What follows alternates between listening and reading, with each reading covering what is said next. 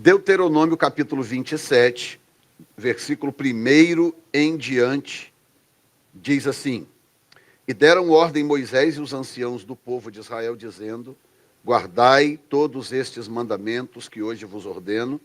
Será, pois, que no dia em que passares o Jordão, a terra que te der o Senhor teu Deus, levantar-te-ás umas pedras grandes e as caiarás.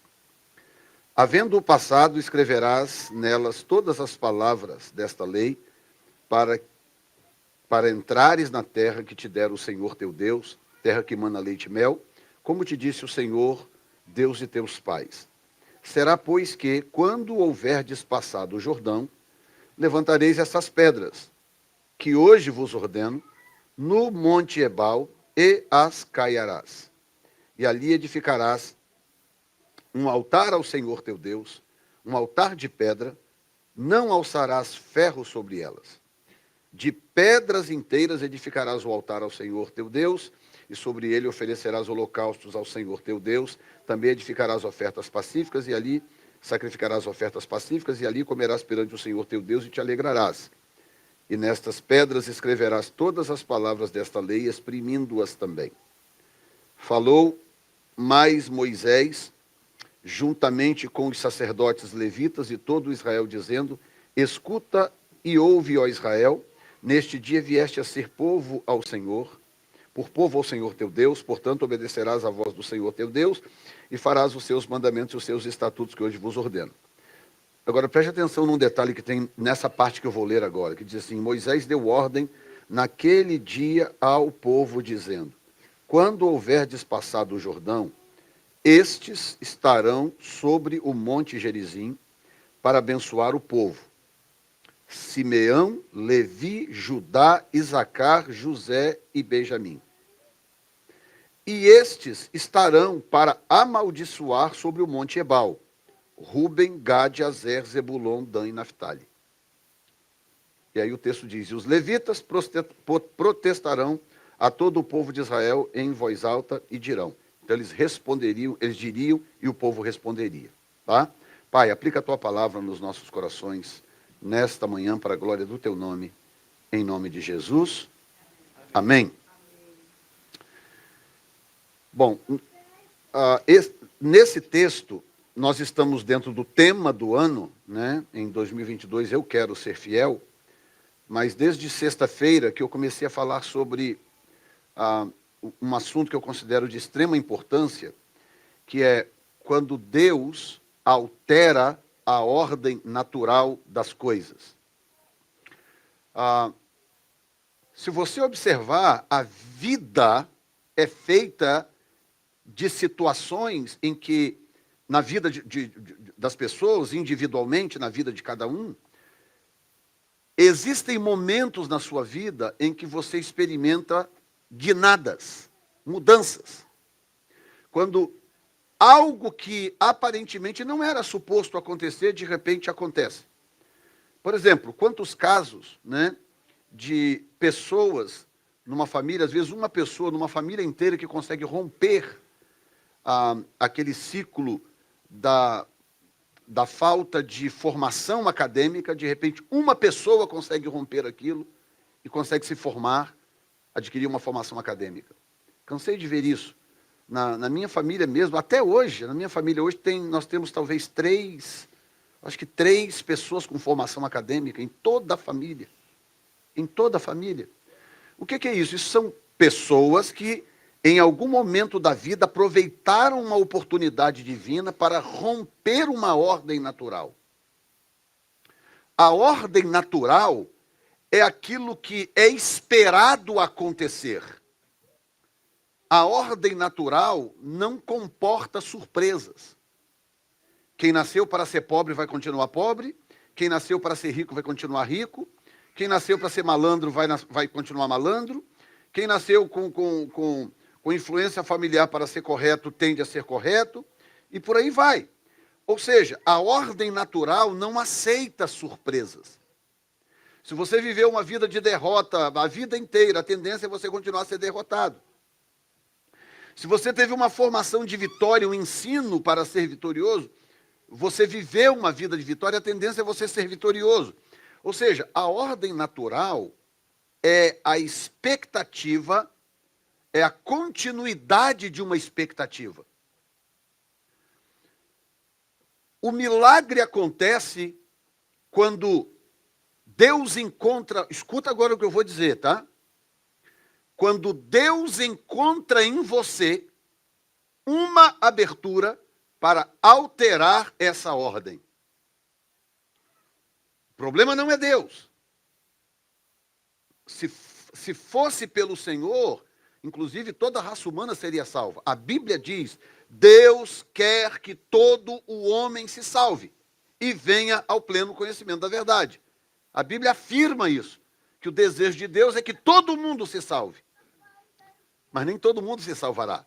Então qual é o problema, se o problema não é Deus? O problema somos nós.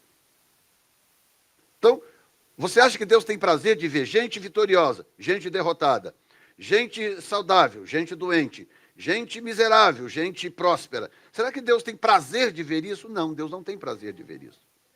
O desejo de Deus é que todos, de alguma forma, chegassem ao conhecimento dele, e a Bíblia diz pleno conhecimento da verdade. Ou seja, a vontade de Deus não é nem que as pessoas conhecessem a verdade de forma cromática, né? Monocromática. Não, a vontade de Deus é que todos chegassem ao pleno conhecimento da verdade. Esse é o desejo de Deus. Sendo assim, o problema não está em Deus. O problema está em mim. Eu sou o problema. Deus é a solução. Eu sou o problema.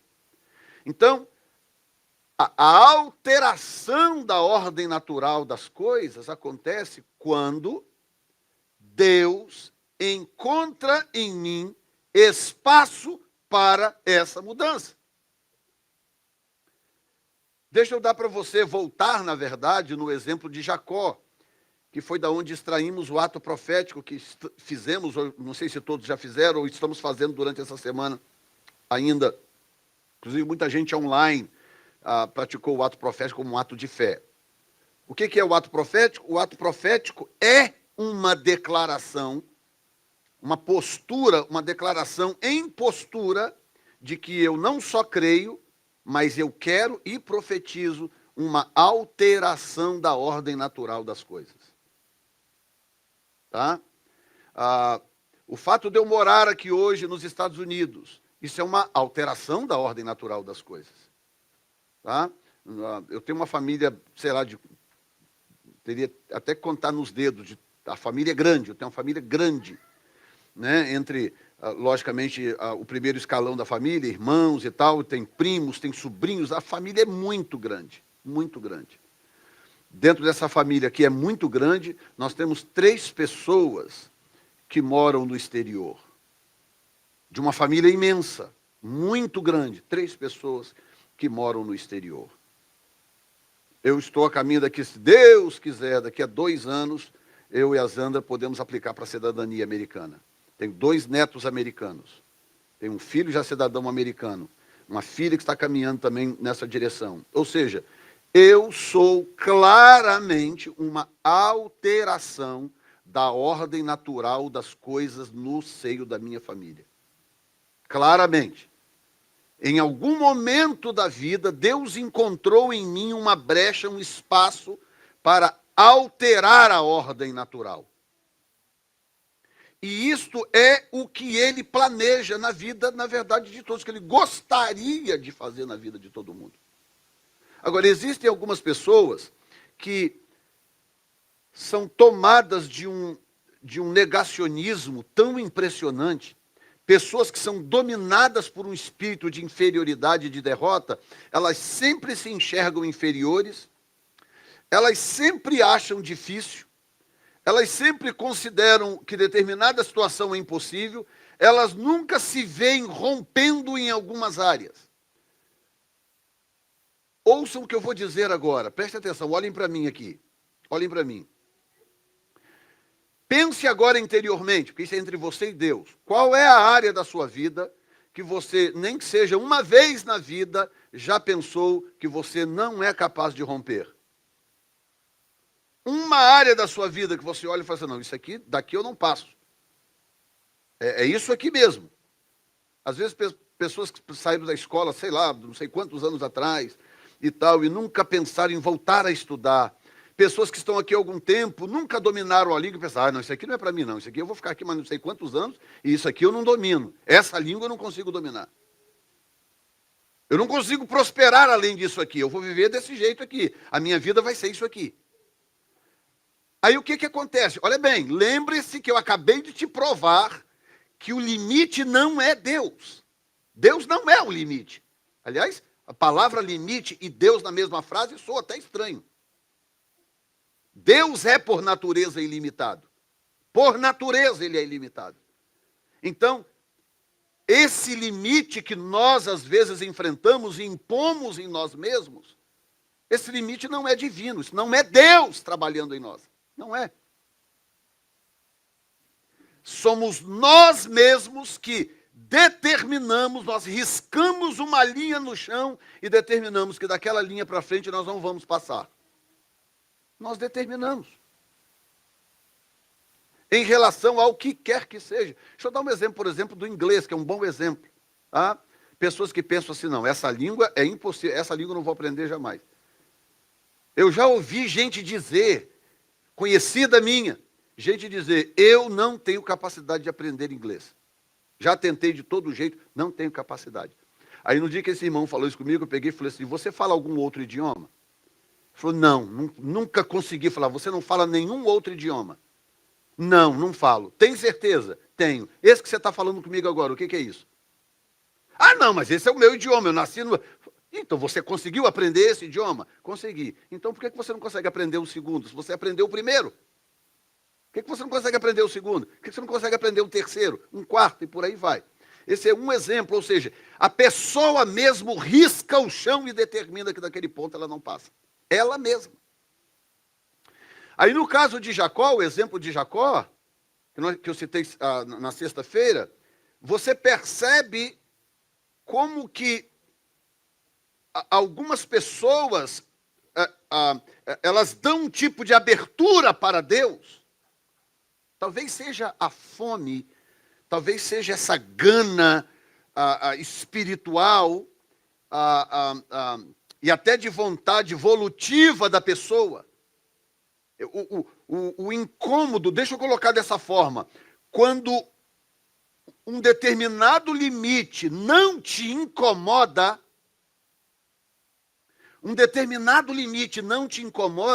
significa que você aceitou aquilo como permanente na sua vida.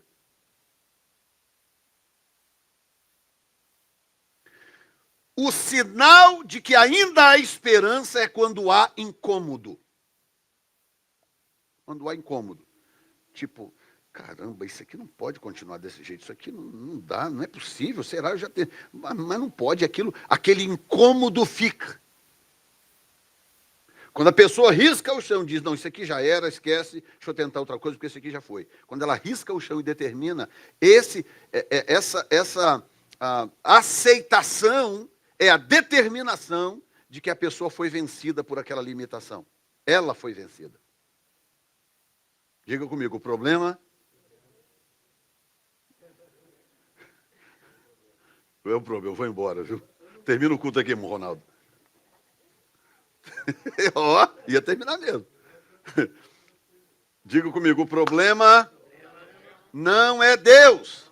Diga, o problema sou eu. Eu sou o problema.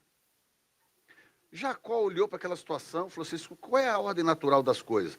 A ordem natural das coisas é o seguinte, o seu irmão primogênito, ele vai herdar tudo que tem na casa e você vai trabalhar para ele. Você vai ser funcionário do seu irmão. Essa é a ordem natural? É. Jacó olhou para aquilo e falou, e aquilo incomodava Jacó, todo dia, toda hora, não é possível.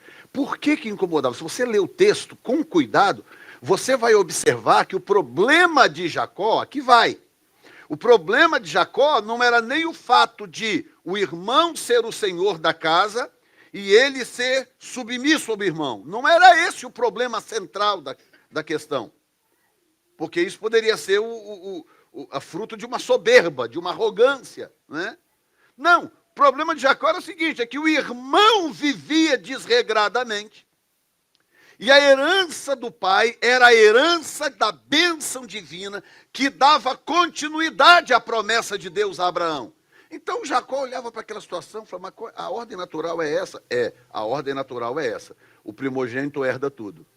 E Jacó olhava para aquela situação, Esaú vivendo do jeito que dava vontade, casou logo com 2 hititas, o que era proibido, Deus tinha proibido de fazer isso, de se misturar com o povo da terra, e vivia com bebedeira, bebia à vontade, e saía para as noitadas, e Esaú vivendo daquela forma, e Jacó olhava para aquilo, Jacó poderia olhar e falar assim, paciência, né?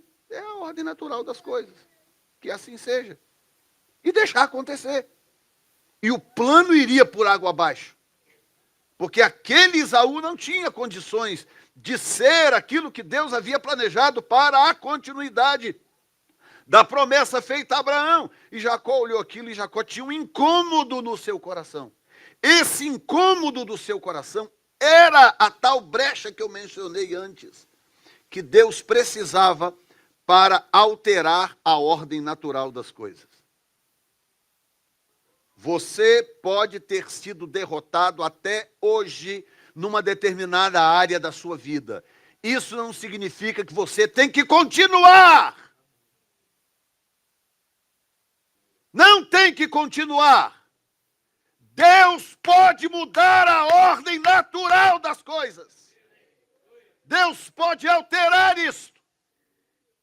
Quantas vezes nós falamos, repetimos que Deus é todo-poderoso, que Deus pode tudo, que Ele é onisciente, que Ele é onipotente, que Ele é isso, que Ele é aquilo. A gente fala essas coisas sem pensar o que elas significam. A gente fala, mas não pensa. Ora, um Deus onipotente significa o quê? Significa o quê? Um Deus onipotente? Significa que Ele pode fazer qualquer coisa, Ele é todo poderoso. Ele pode tudo. Amém ou não, gente?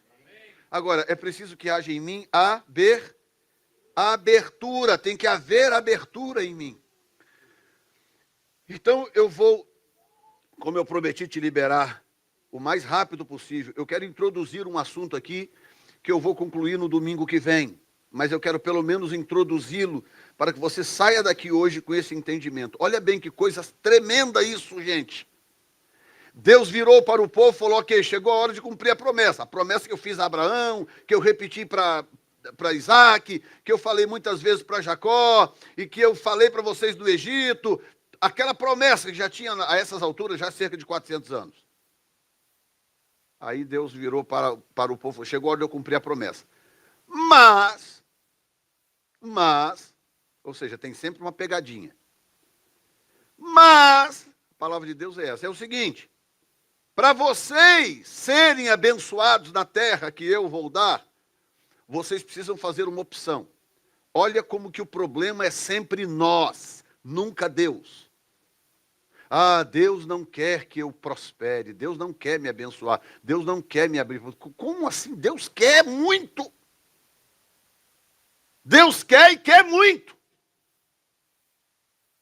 Aí Deus virou para o povo e falou assim, olha aqui, muito bem, atenção, Moisés, é o seguinte, você vai pegar o povo, você vai pegar os anciãos do povo, eram 12 tribos, você vai pegar os anciãos do povo, vai pegar 6 anciãos, representando 6 tribos, vai colocá-los sobre o monte Gerizim, e vai pegar os outros 6 e vai colocar sobre o monte Ebal. Tá? O monte Gerizim representa o monte da bênção, o monte Ebal representa o monte da maldição.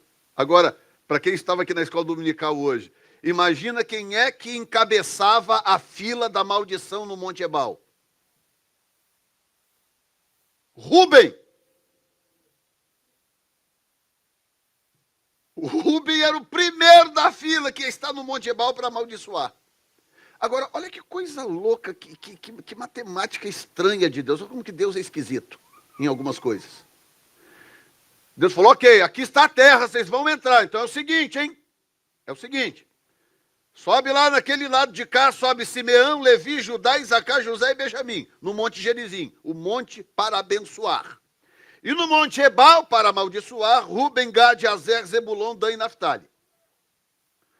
E aí, olha o que diz o texto. Os levitas protestarão a todo o povo de Israel em alta voz, dizendo: isso é o povo passando pelo Monte Ebal, eles não são muito longe um do outro, passando em frente ao Monte Ebal, com Ruben, Gad, Azer, Zebulon, Dan e Naftali, no Monte Ebal, dizendo, os levitas dizendo: maldito o homem que fizer imagem de escultura e de fundição, abominação ao Senhor, obra da mão do artífice, e a puser em lugar escondido. E todo o povo responderá: amém. Maldito aquele que desprezar seu pai e sua mãe. E o povo tinha que dizer amém. Ou seja, reconhecimento. Isso é Deus, vocês vão ter que dizer amém. Porque no final das contas você não vai poder negar que você sabia.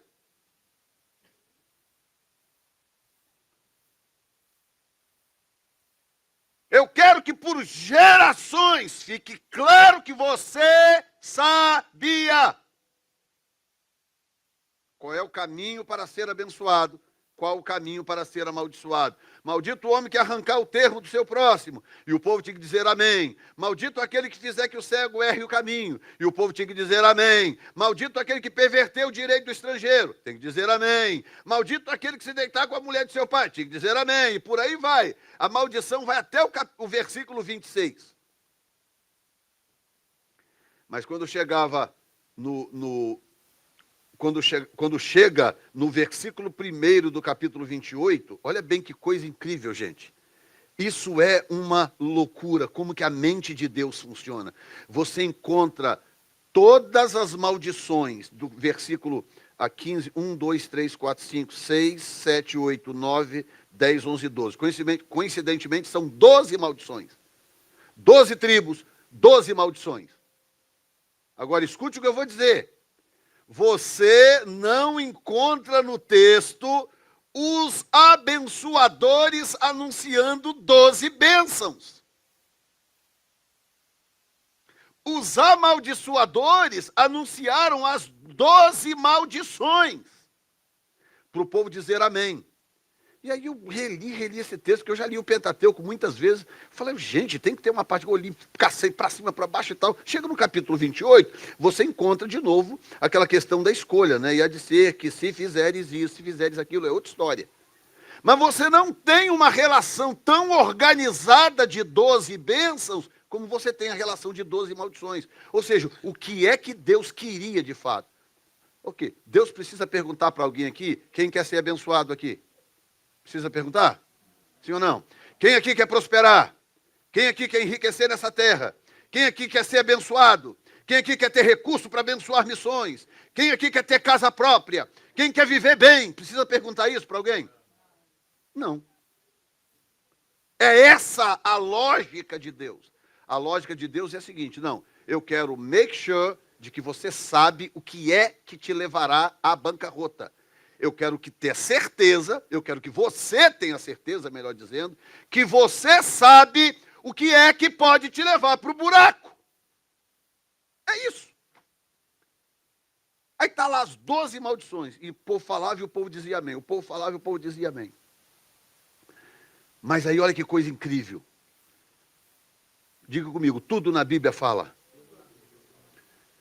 O Senhor pega Simeão, Levi, Judá, Isacar, José e Benjamim. Não é por acaso. Assim como não é por acaso que Ruben é o cabeça da fila da maldição. Você sabe que Ruben teve problemas sérios com Jacó. Se deitou com uma das mulheres do pai, né, uma das concubinas do pai, e manchou o leito do pai. E quando chegou na hora do pai morrer, já no Egito, né, com José e tudo, o pai reúne os filhos para abençoar. O pai pega a bênção que seria de Ruben e transfere para José. Porque, por várias razões, razão número 1, Ruben havia manchado o leito do pai. Aí você pode perguntar assim, ok, mas então por que não passou para o segundo, que era Simeão? Ou então por que não passou para o terceiro, que era Levi? Ou o quarto, que era Judá?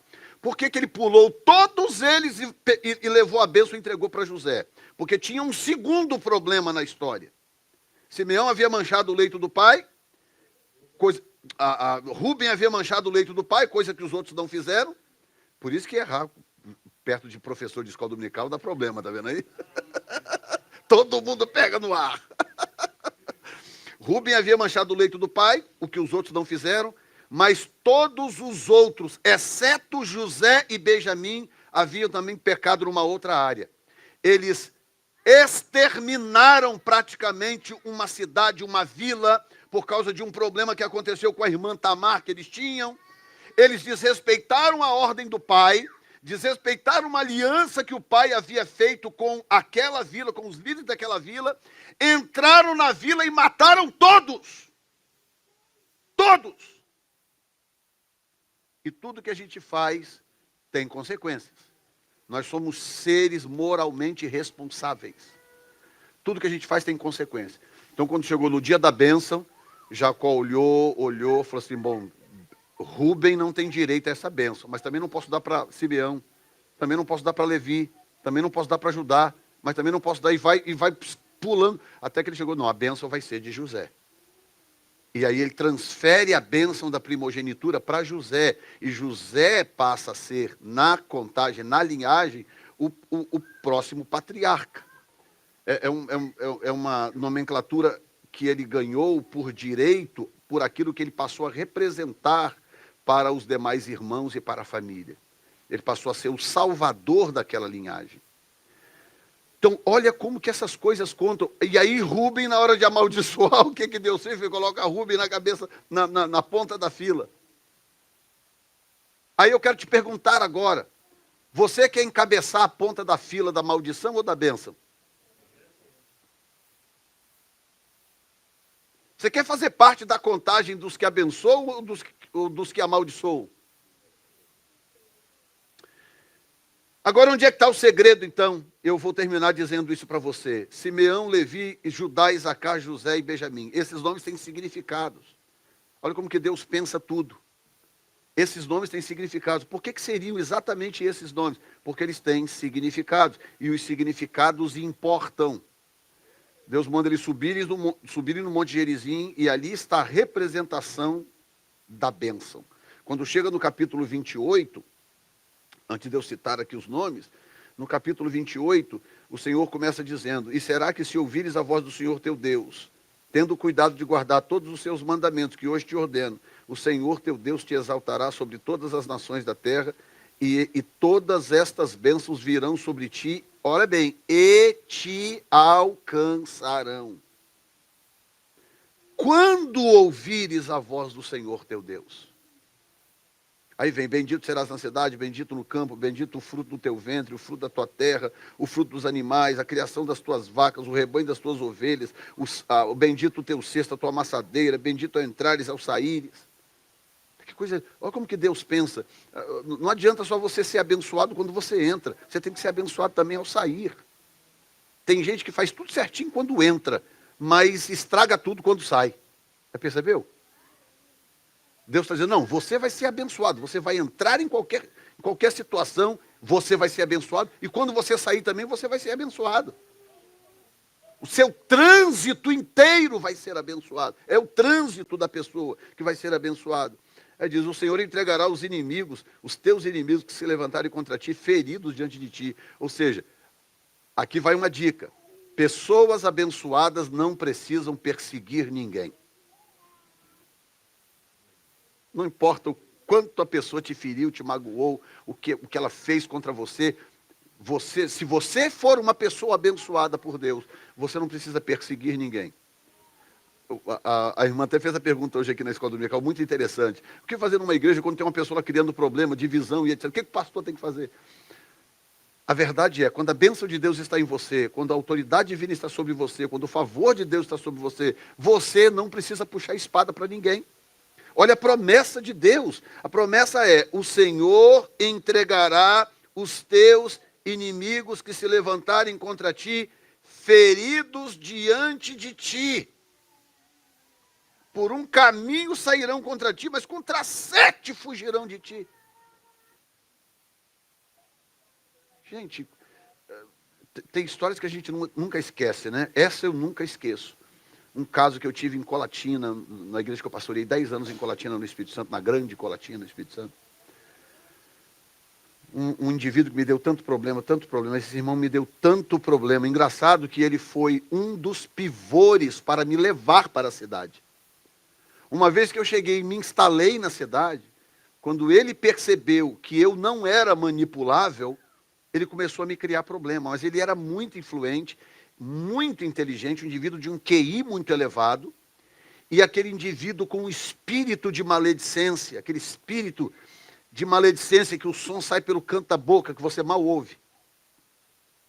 E esse cara me deu problema, tantos problemas. Ele tinha morado aqui durante um tempo, durante vários anos, depois foi embora para o Brasil, e por causa desse espírito que estava nele, ele não prosperava, nada na vida dele dava certo. Mas ele não acordava, ele não despertava. Ele não prosperava. E ele foi minguando, um cara inteligentíssimo. Foi minguando, até chegar ao ponto que ele resolveu, eu vou voltar para os Estados Unidos. E ele decidiu isso em silêncio, em casa com a família. Se preparou lá em silêncio para voltar para os Estados Unidos. Deus levantou uma irmã que tinha na igreja, analfabeta, aquela que segura a Bíblia de cabeça para baixo, completamente analfabeta, mas era mulher de Deus, profetiza, era usada por Deus, tinha visões e revelações do Senhor. Ela estava em casa um dia orando e o Senhor falou com ela, vá lá na loja onde trabalha o fulano, diga para ele que se ele sair do Brasil sem fazer um concerto com o meu ungido, ele não vai entrar naquela terra. E ela não sabia que ele estava com tudo arrumado para vir para os Estados Unidos. E ela saiu, ela pegava 2 ônibus para se movimentar de onde ela morava até esse lugar onde ele trabalhava, era uma loja de móveis. E ela foi lá, tadinha. Muito humilde, muito simples, se vestia mal, normalmente a roupa toda amarrotada. Gente muito simples, mas mulher de Deus. E chegou lá, chegou lá, procurou ele, irmão fulano, queria falar com você, chamou ele no cantinho assim, virou para ele e falou assim, eu tive uma experiência com Deus esta manhã e o Senhor me mandou vir aqui para te falar. Você está planejando sair do Brasil para ir para algum lugar? Aí ele não respondeu, ele falou, por quê? O que Deus te falou? Ele falou, Deus falou comigo que se você sair do Brasil para ir para onde quer que seja, sem fazer um concerto com o ungido dele, você não vai entrar naquele país.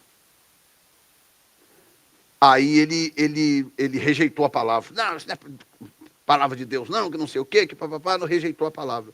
E ela voltou para casa e foi embora. Porque o profeta não pode fazer mais do que entregar a palavra. Né? O profeta não pode forçar ninguém a crer. Ele pode entregar a palavra. Pois ele se arrumou todo bonitinho, viajou para o México para poder cruzar a fronteira dos Estados Unidos. E aí o tempo foi passando, não chegava notícia, cadê a notícia, a mulher foi se preocupando, a família, cadê? Aí passaram-se vários dias, finalmente chegou a notícia.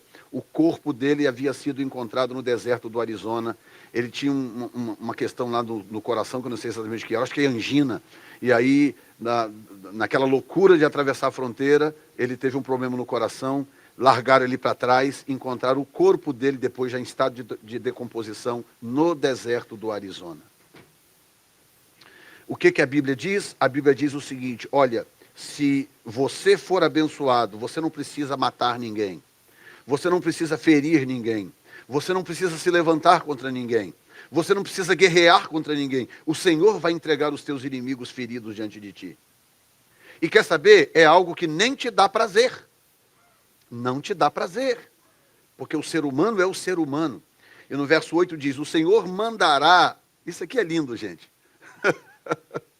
Verso 8, dá para colocar para mim ali, está ali. O Senhor mandará que a bênção esteja contigo nos teus celeiros e em tudo que puseres a tua mão, e te abençoará na terra que o Senhor teu Deus te dá. Gente, escuta isto. Um dos brasileiros mais ricos dos Estados Unidos. Hoje eu já não sei, essa história que eu vou contar já tem uns 10 para 15 anos. Então, não sei nem se está vivo mais, mas a história é de alguns anos atrás. Um dos brasileiros mais ricos dos Estados Unidos era um brasileiro de Nova York, dono de 2 ou 3 companhias de construção. Ele fazia serviços para os grandes magnatas, as grandes estrelas, trabalhou na casa da Madonna, trabalhou em outros lugares. Ele era dono de uma empresa que cuidava dessas coisas, trabalhava para gente rica, muito rico, muito rico, muito rico. Esse indivíduo entrou nos Estados Unidos dentro de um caixão. Hoje em dia eu não sei, na época tinha essa estratégia, a pessoa entrava com certidão de óbito, tudo bonitinho, entrava como defunto nos Estados Unidos. E ele entrou assim, como defunto, dentro de um caixão, com flores e tudo. E aí, você imagina, né, a luta para chegar, para se estabelecer aquela coisa, mas com o passar do tempo, esse indivíduo, não sei se já entrou, já cristão, mas esse indivíduo se converteu ao Senhor. Acertou a vida dele, acertou as coisas dele, o tempo passou, de alguma forma se legalizou, e o tempo foi passando, ele foi crescendo, foi enriquecendo, foi prosperando. E aí quando eu vejo um negócio desse aqui, eu lembro de uma história como essa. Veja bem, gente. Deixa isso cair no seu coração. Olha isso aqui. O Senhor vai mandar que a bênção esteja contigo. É mais ou menos o seguinte, o Senhor chegar e falar assim, bênção, vai lá e cola no Ronaldo. Fica com ele. Cola na DG, bênção. Cola na DJs. Cola no Doni, presbítero Doni. Cola no presbítero Eliezer. E aproveita e pula pro Julian. Vai lá, bênção, pega o Zé Carlos, pega a Perli. Pega a Cida, pega todos dessa sala.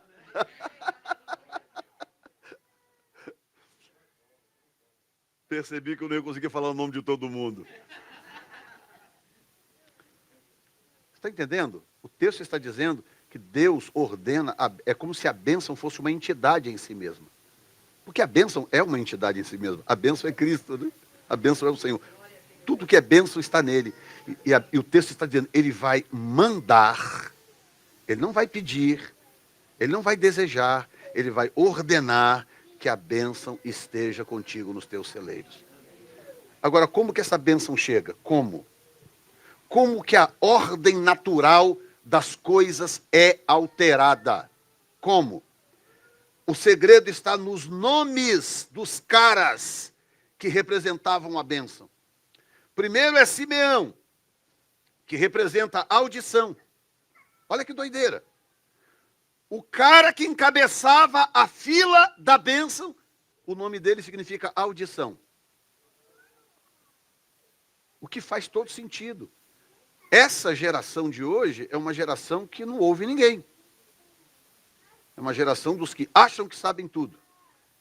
Não ouvem conselhos, não ouvem autoridade, não param para escutar.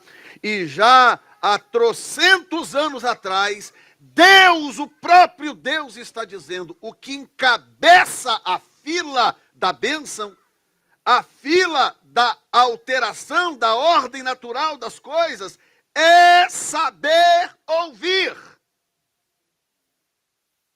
Audição. Se você não sabe, começa por ouvir a Deus, né? O Senhor falou conosco na sexta-feira. O Senhor está falando conosco agora. Você está ouvindo o som da minha voz, mas você está ouvindo a palavra de Deus. A palavra não é minha, a voz é minha, mas a palavra é dele.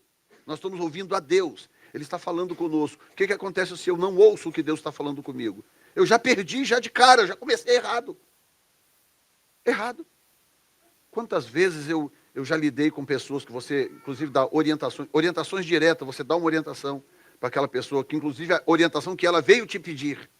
Você dá orientação para aquela pessoa e ela não põe aquilo em prática. Aí a pessoa volta depois, pastor e tal. Então, você fez aquilo que eu falei? Não, mas é porque... Aí vem um monte de explicação, de justificativa, para ela não ter colocado em prática aquela orientação que lhe foi dada. Ou seja, ela tem um problema de audição. E eu não estou falando de cera no ouvido. Ela escuta, mas ela não ouve. Aí vem o segundo. da fila, que é Levi, que significa conectado. Diga comigo, gente desconectada não chega a lugar nenhum. Sabe aquelas pessoas que elas são muito boas sozinhas? Já perceberam? Elas são excelentes sozinhas, porque elas não conseguem viver uma vida de conexão, sadia, saudável. E aí você pode, eu não vou expandir aqui, porque eu vou voltar nesse assunto depois, mas você pode expandir isso aqui, você imagina em quantas direções. Conexão dentro da sua igreja, ou com os irmãos da sua igreja, conexão com a sua liderança, conexão com a sociedade em si, com as pessoas à sua volta. Tem gente que tem problema de relacionamentos. Problemas de se relacionar com as pessoas. E aí o Mike Murdock, ele tem uma frase lendária, né, conhecida por muitos que o conhecem, dizendo o seguinte: você está a uma conexão, em inglês sou assim, you are one connection away from the President of the United States of America. Você talvez esteja a uma conexão de distância de encontrar o presidente. Ou seja, você conhece alguém que conhece alguém que conhece alguém que conhece alguém que conhece alguém que conhece alguém que conhece o presidente. E aí ele conta no seu testemunho, ele é um cara milionário, né? Mas não do ministério. Ele é milionário porque ele é empresário, ele é um cara que construiu a sua fortuna como empresário. E ele diz o seguinte, que todas as grandes portas que se abriram na vida dele, se abriram por causa de conexões que Deus colocou na sua vida. Aí o que acontece quando você ignora isso? Como se você fosse autossuficiente. Não, eu sou autossuficiente, eu dou conta de tudo. A vida vai passar e você vai perder determinadas conexões. O terceiro nome é Judá, louvor. E aí essa palavra por si só já se autoexplica. Pessoas que vivem reclamando ou murmurando também não chegam a lugar nenhum. Eles pegaram Paulo e Silas trancados numa prisão, eles travavam mãos e pés e a pessoa ficava travada ali numa posição horrível. Você já passou por isso, de você estar numa posição que você não pode se esticar direito para poder consertar o seu corpo? Seja nessas cadeiras de aviões por aí, que apertadinha, seja um carro, seja uma situação qualquer, em que você precisava dar uma esticada para poder, sabe, você não consegue. Agora imagina você preso dias, com as mãos, os pulsos travados e as canelas travadas, numa posição em que você não tem como sair dela. Imagina que tortura psicológica deve ser um negócio desse. Paulo e Silas lá travados, punhos e pernas travados. E aí, ao invés deles reclamarem, o que eles fizeram? Louvaram a Deus. Eles começaram a louvar a Deus. Por isso que Judá, que é louvor, está na sequência, a terceira pessoa da conexão da bênção. A primeira é Simeão, audição. Tudo começa quando você aprende a ouvir. Número 2, conexão. A sua vida não vai fluir sem as conexões devidas. Terceiro, louvor. Pare de reclamar e louve mais. Quarto, Isacar, significa recompensa. Aí vem na sequência. Paulo e Silas louvando a Deus de madrugada, glorificando a Deus. Não se sabe qual era a música que eles estavam cantando. Mas só o fato deles estarem cantando, depois de terem sido açoitados, travados com punhos e pernas numa prisão romana, só o fato deles não estarem murmurando, meu irmão. O que aconteceu em seguida? Recompensa. É o que significa a palavra Isacar, recompensa. Em seguida veio a recompensa. Deus envia um anjo, abre a prisão, solta eles da prisão e eles são libertos para a glória do Senhor. Aí vem a sequência que é José, significa adicionando ou adicionado. Qual é a função do diabo na vida de uma pessoa? Tirar. A Bíblia diz que o diabo não veio senão para matar, roubar e destruir. Então, o oposto disso é adicionar. Então, o oposto disso é Cristo. Cristo, o diabo veio para tirar, Cristo veio para adicionar. Você tem que seguir a sequência do que esses nomes representam. Cristo é o que adiciona na sua vida. E, por fim, Benjamim, filho da mão direita do Pai. É o que significa o nome Benjamim. Filho da minha mão direita, era Jacó falando. Porque Raquel queria dar outro nome, Benoni, filho da minha dor, filho da maldição, uma coisa assim. Aí Jacó veio, Falou, não, o nome dele vai ser Benjamim, filho da minha mão direita. E a Bíblia dá esse termo, sabe para quem? Para Cristo. Diz que Cristo é o filho da direita do Pai. Quando ele foi assunto aos céus, diz que ele se assentou à direita do Pai. Ele é o filho da mão direita do Pai. Ou seja, o Jacó deu para Benjamim uma expressão, um termo que representa o próprio Cristo. O que isso representa, pastor? Identificação. Você sabia que tem pessoas que crescem na igreja, vivem na igreja, dão dízimo, tem carteirinha de membro, tem até outras carteirinhas mais, mas elas não têm identificação com Jesus? Eu estava ouvindo uma mensagem agora, esses dias, de um pastor, viralizou aí na internet, o pastor pregando um grande congresso, acho que de uma Assembleia de Deus no Brasil, aqueles cultos onde tem aquela montoeira de pastor sentado atrás, sabe? E ele pregando num culto daquele, e ele falando, e dizendo assim, vocês sabiam que tem gente aqui que é membro da igreja, mas não é salvo? Você sabia que tem gente aqui nesse púlpito, que está sentado nessas cadeiras aqui e não é salvo? É obreiro e não é salvo?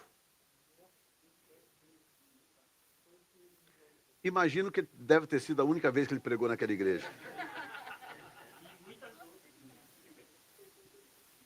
Entendeu? Por quê? Falta identificação com Cristo. E aí hoje na escola dominical, de novo, né, falamos um pouco sobre isso, né?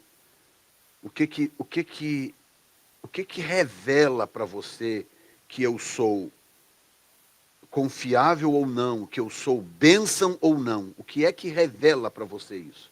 Quem é que está ligado aí? O que é? O que é? Fruto. Fruto. Ninguém consegue convencer para você que um pé carregado de manga é um limoeiro. Certo? Porque o fruto esclarece todas as coisas. O fruto esclarece. Filho da minha mão direita. Então, a ordem é exatamente esta. Simeão, audição. Levi, conectado. Judá, louvor. Isacar, recompensa. José, adicionando. Cristo adiciona. O diabo tira, mas Jesus adiciona. Ele diz, o filho do homem veio para desfazer as obras do diabo.